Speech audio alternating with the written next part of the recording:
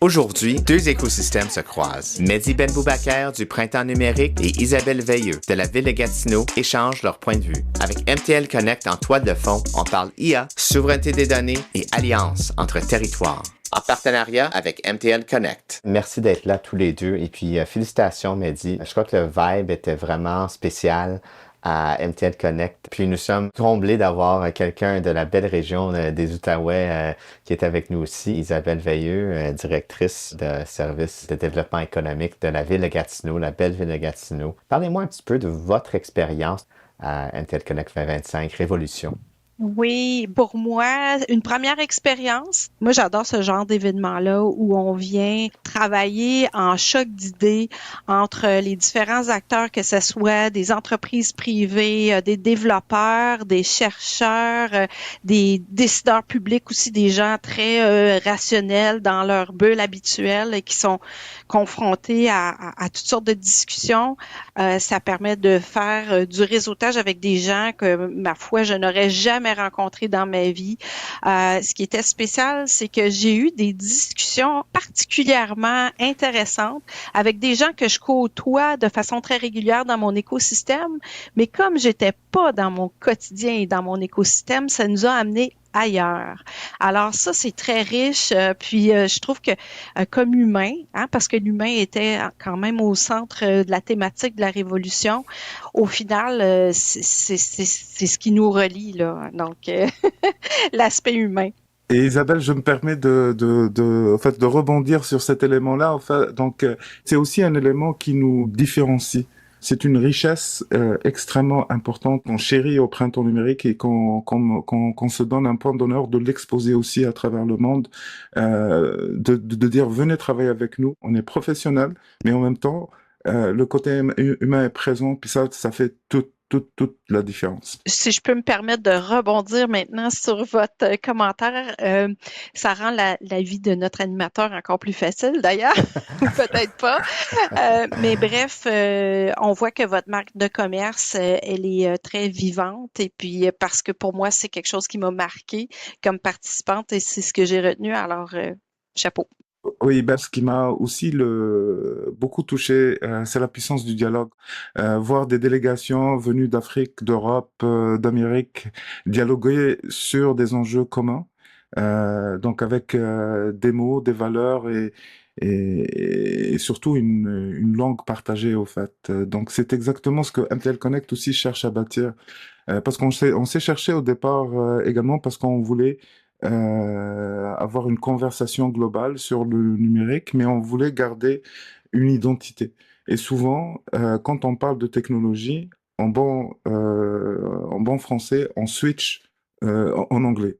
C'est le cas de la majorité, si ce n'est la totalité des grandes conférences tech.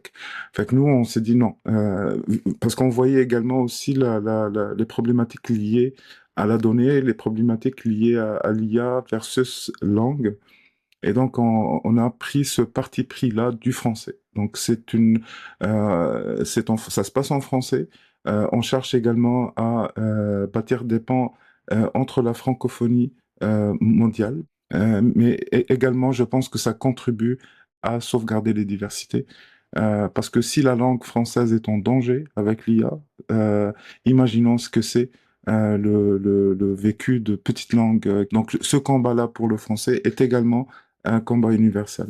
Oui, tout à fait. Et qu'est-ce que de cela t'inspire? Parce que, encore, Isabelle, vous êtes dans une ville frontière avec une province ontarienne juste l'autre bord de la rivière des Outaouais. Qu'est-ce qui t'inspire un petit peu de bâtir des ponts comme on voit à MTL Connect? Oui, effectivement. Puis, dans la région ici, vous l'avez bien mentionné, région frontalière, deux provinces, la région de la capitale du pays qui est en fait sur les deux provinces, hein, le centre-ville de Gatineau et le centre-ville d'Ottawa font partie du secteur de la capitale avec deux langues, avec deux systèmes judiciaires différents. Donc, ça pose toutes sortes de défis de collaboration. Mais malgré ça, on est une région intégrée au niveau de son économie, de sa main-d'œuvre. Beaucoup de gens d'Ottawa travaillent du côté de Gatineau et vice-versa. Et on doit établir des ponts de communication et des relations avec nos partenaires d'Ottawa. On n'a pas le choix finalement là, parce qu'on a on a le même bassin économique de proximité. Puis moi, je travaille beaucoup vraiment de plus en plus avec les partenaires d'Ottawa. Je connais moins les partenaires du Québec et de Montréal. C'est comme si Montréal, bien que ce soit au Québec, c'était plus loin de ma réalité quotidienne. Alors, ce type d'événement-là me permet justement de sortir de mon quotidien régional, arrière-pays, hein, on se le dit en farce, et aller dans la grande métropole du Québec et de rencontrer justement les gens de l'écosystème montréalais, québécois. Donc ça, c'est important aussi, et d'établir ces nouveaux réseaux-là. Et puis, on doit le faire plus. Je dois le dire, moi, la première, je dois sortir davantage de mon bureau à Gatineau. Il faut aussi qu'on sorte peut-être davantage même du Québec, aller à l'international, se connecter sur ce qui se passe au niveau mondial, être à l'affût dans le fond des tendances, mais avec notre situation aussi politico-économique, je vais le dire comme ça, avec notre voisin du Sud, puis toute la question de la sécurité des données, de finalement notre souveraineté, qu'elle soit économique, mais aussi au niveau des données, c'est des vrais enjeux. Et puis ça, je pense que il y a des leçons peut-être à tirer dans d'autres pays, notamment en Europe, où ils sont plus en avance que nous sur ces questions-là. Au fait, le fait de attirer aussi des délégations internationales, c'est également pour connecter nos écosystèmes. C'est pas nécessairement uniquement Montréal, mais également aussi les régions. Un de nos grands partenaires, c'est l'UQAC, c'est l'Université du Québec à Chicoutimi. Donc on a autant des académiques que des entrepreneurs, jeunes entrepreneurs, start-up, entrepreneurs plus matures, de grands entrepreneurs et de grandes entreprises, mais également les utilisateurs, également les artistes. On est dans une approche de partage. Et je pense que c'est ce qui a fait que toutes les délégations pratiquement qui reviennent en fait. Et l'année dernière, il y a eu une étude externe, donc une étude de Léger. 21% des participants en présentiel ont conclu des ententes d'une moyenne de 153 000 $. C'est énorme. Cette approche de pollinisation fonctionne. Mettre en lien des chercheurs, des laboratoires avec des entreprises. On parle souvent, par exemple, de ramener la recherche beaucoup plus rapidement dans l'action, dans l'entreprise. C'est des plateformes qui servent à cela. Oui, tout à fait. Puis peut-être que Mehdi, vous pouvez faire une mise en contexte à MTL Connect. Qu'est-ce que vous voulez mettre de l'avant? Moi, j'ai eu la chance de présenter dans la sphère, que c'était incroyable. C'est sorti d'où? Bon, tirer rapidement par rapport à la Satosphère, donc c'était le lieu où il y avait les conférences principales, on se rappelle, donc il y avait plusieurs lieux là pour des contenus. L'objectif aussi, c'est de montrer par l'exemple, dans le fond, c'est-à-dire parmi nos forces, c'est les industries culturelles et créatives, et donc et parmi elles donc l'immersion. On sort les participants de leur milieu traditionnel, donc les conférences se passent pas dans ces contextes-là en général. Pour revenir donc rapidement sur les grands thèmes, l'IA, elle transforme nos vies, nos métiers et nos institutions. La créativité, elle nous rappelle que l'innovation doit rester humaine et sensible. Ça, c'est l'apport des artistes et des créatifs. La cybersécurité est devenue une question de confiance et puis influence grandement les démocraties, nos démocraties. Donc c'est important également de s'y intéresser, de s'y attarder. Et les territoires rappellent que le numérique doit renforcer les communautés locales, pas les effacer. Surtout dans le contexte où on vit actuellement, où on a une consolidation des grandes entreprises qui est assez inquiétante. Ces nouvelles formules d'entreprise, elles ne contribuent pas nécessairement dans le territoire où elles génèrent des revenus. C'est-à-dire que la contribution avant, se faisait notamment par les impôts. Est-ce que c'est le cas actuellement? On n'est pas certain, pour ne pas dire autre chose. Voilà. Et puis, c'est ça, l'IA, on en parle comme une révolution. Comment est-ce que les régions peuvent se préparer? Et c'est particulièrement sensible à Gatineau. Naturellement, vous êtes la capitale fédérale du Canada. C'est un endroit très sensible pour les données. Fait que comment est-ce que vous approchez ça dans votre région, Isabelle? Ben, c'est une excellente question, puis elle est applicable à toutes les communautés, mais très certainement, on se sent particulièrement interpellé dans la région de la capitale du pays.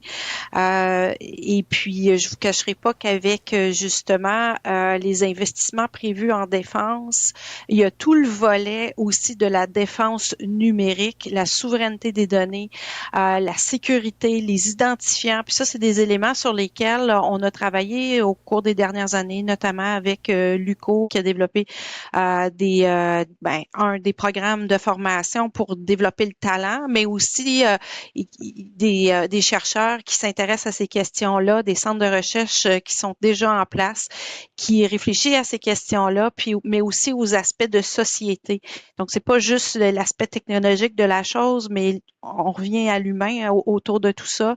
Et puis, dans un contexte où là, vous l'avez nommé, on a des oligopoles qui détiennent toutes sortes d'informations sur nous, finalement. Et avec la venue de l'intelligence artificielle, qui là est démocratisé, je dois le dire, qui est déployé partout dans nos milieux de travail, je commence à me poser des questions. Alors, faut s'intéresser à ces choses-là. On doit travailler aussi à avoir nos propres réseaux, nos propres boucles pour s'assurer justement que notre trafic de données, ben, il demeure aussi dans le fond souverain sur notre territoire, éviter de s'exposer finalement, puis ça fait partie de nos nouvelles réalités. Alors, il faut s'attarder à ça très certainement.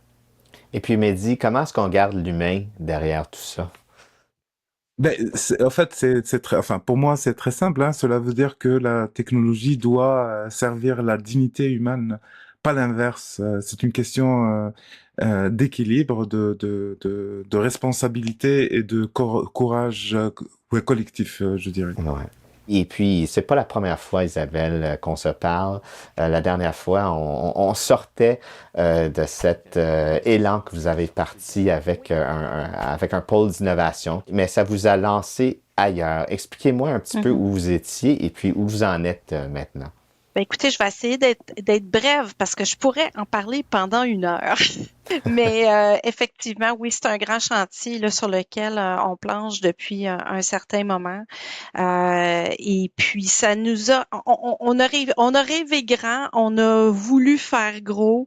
On a eu quelques défis, je vous dirais, dans nos idées de grandeur. On est redescendu sur Terre et puis on s'est dit, on a quelque chose qu'il faut pas lâcher, mais comment on peut le faire atterrir de façon plus réaliste et dans plus l'immédiat finalement, plutôt que d'avoir des grandes ambitions. Pourtant, on avait un beau projet, mais bref, on a travaillé depuis un certain moment sur la cybersécurité. On souhaitait que Gatineau devienne un lieu là sous les formes des zones d'innovation telles qu'imaginées par le gouvernement du Québec. Ça n'a pas fonctionné. On s'est dit, est-ce qu'on lance la serviette, on abandonne tout ça, puis on laisse les choses aller? Mais qui sommes-nous pour le décider? Alors, on est retourné vers nos entreprises, vers notre écosystème, vers nos chercheurs. On a rassemblé tous ces gens-là en disant, ben, que pourrait être la suite à donner? On a travaillé dans des ateliers d'idéation. Ce qui est ressorti de là, puis là, on revient à la thématique, là, puis tout ce qui a animé notre discussion jusqu'à maintenant, c'est l'humain. Les gens veulent se côtoyer. Les gens, bien qu'on est super bon maintenant à travailler avec les technologies puis tous les outils de collaboration, les gens veulent se voir, se côtoyer, échanger d'humain à humain. Alors, c'était la question de créer un lieu où on pourrait justement avoir ce choc des idées entre les différents acteurs. Alors, c'est le projet, c'est la Maison d'innovation technologique et on est sur le point de lancer nos activités. Alors, je n'en dirai pas plus. Je vous dirais que ça se fait pas sans défi. Hein? Il y a beaucoup de... on travaille avec des entrepreneurs qui sont dans l'immédiat, qui veulent que ça aille vite, qui veulent qu'on prenne les décisions, des acteurs du public qui sont plus sur le long terme avec des objectifs qui donnés avec des orientations politiques où là on n'est pas dans le même rythme, des chercheurs qui veulent tirer leur compte. Puis je vois Mehdi, hocher de la tête.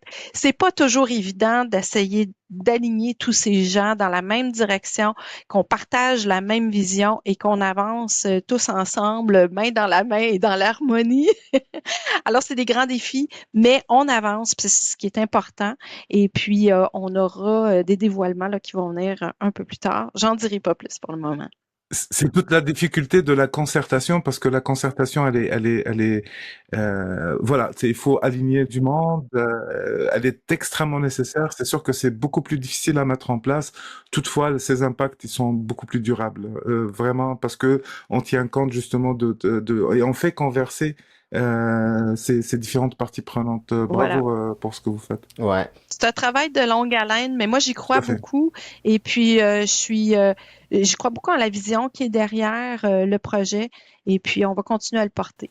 Ouais. Et puis, vous avez aussi, on peut l'annoncer, il y aura une suite avec le sommet Outaouais numérique, bien sûr. Oui. Ça, c'est l'équipe de Red Eye, c'est vraiment l'Université du Québec en Outaouais. Il en a fait un il y a quelques années. Je me demande, Mehdi, comment est-ce qu'un organisme comme Printemps numérique, MTL Connect, peut aider à contribuer avec votre expertise d'entremetteur et aussi de visionnaire de ces espaces qui sont éphémères, mais qui peuvent devenir durables? Comment est-ce qu'on peut rapprocher Montréal et notre frontière à Gatineau?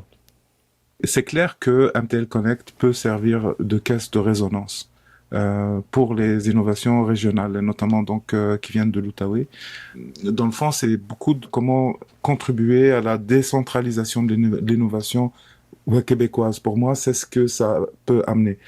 Il doit y avoir donc des cadres de volonté politique, mais ça prend, Thierry, en bon anglais, ça prend du buy-in des communautés, ça prend du buy-in des entreprises, des acteurs locaux. Tout à fait. Je suivais toute la saga de la cybersécurité. Il y avait des enjeux structurels depuis le départ par rapport à, bien entendu, à la force aussi donc de l'écosystème à Montréal, point de vue cyber, puis comment se retrouver là-dedans. Mais je pense que avec toute la bonne volonté que je vois, mais là aussi la force et la richesse et la position particulière de Gatineau, il y a beaucoup de choses à faire, certainement. Mais c'est ce travail-là de concertation que Isabelle et j'imagine son équipe sont en train de mener qui va amener certainement des résultats. Et comme je disais au tout début, là, MTL Connect peut vraiment servir de caisse de résonance pour ces innovations-là, puis de connecter, notamment parce que c'est ça notre volonté aussi, que ce soit une plateforme qui fait converser également les régions et puis d'autres écosystèmes.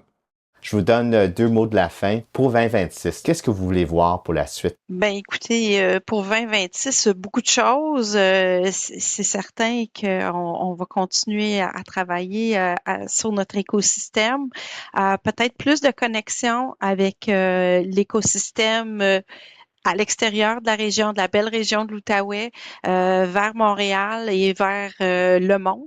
Est-ce qu'on pourrait travailler davantage? On a parlé du sommet Outaouais numérique.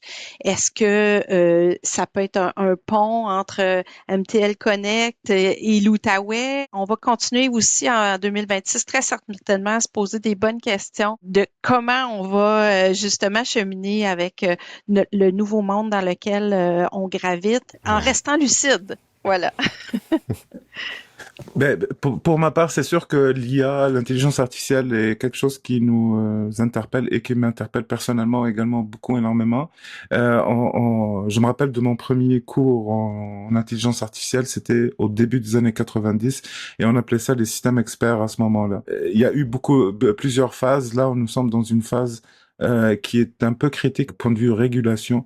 On ne peut pas laisser aux technologues, donc malgré que je viens de ce monde-là, mais on peut pas laisser aux technologues la seule responsabilité des usages de l'intelligence artificielle. Il faudrait que tout le monde s'y intéresse, les milieux académiques, les citoyens.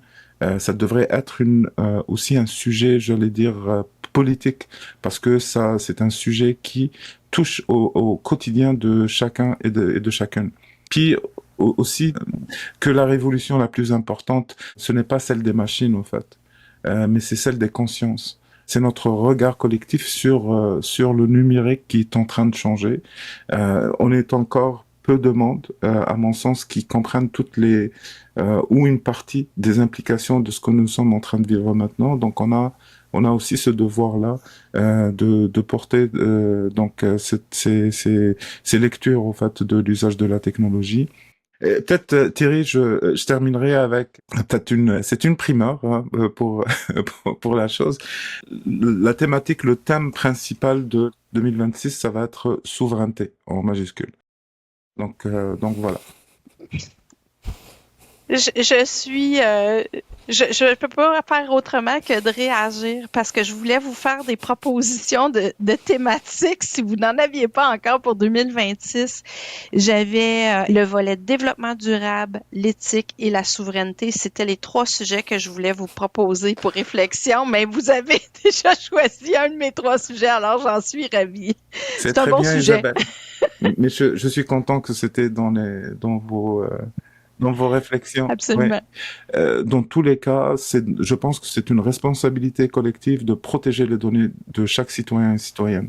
On a vu qu'il y a des choses qu'on espère qui n'arriveraient jamais, qui sont arrivées. Ce qui fait que il n'y a pas mieux que de se préparer, de faire en sorte que nos données restent au Canada, qu'ils ne sont pas traitées par des entités non canadiennes. Tout à fait. On est sur la même longueur d'onde. Oui. Absolument. Merci beaucoup tous les deux. Merci beaucoup de l'opportunité. Un vrai plaisir. Il y aura des panels écœurants à MTL Connect. Attendez-vous à ça.